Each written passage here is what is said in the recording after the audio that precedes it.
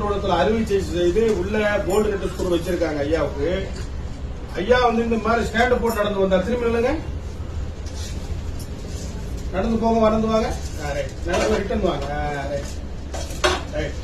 இந்த ஸ்டாண்டு வேண்டாம், இந்த ஸ்டாண்டு வேண்டாம், இது போட்டு நடங்க. இதுவும் வேண்டான்னுட்டோம், இது வேண்டான்னுட்டோம்.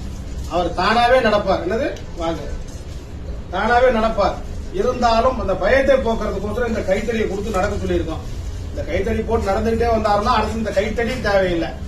ஏற்கனவே உள்ள அறுவை சிகிச்சை செய்து இது பண்ணிருக்கனால முதுகு தொண்டோடத்துல காசநோய் சூப்பர் பொலிசன் டிவி வந்ததுனால வைத்தியசாலைக்கு வந்தாரு. அவருக்கு நல்ல விதமான புரதம் இருக்கக்கூடிய வாத்துக்கோழி முட்டை இல்லைன்னா காடை முட்டை இல்லைன்னா எரிச்சி சாப்பிட சொல்லியிருக்கோம்.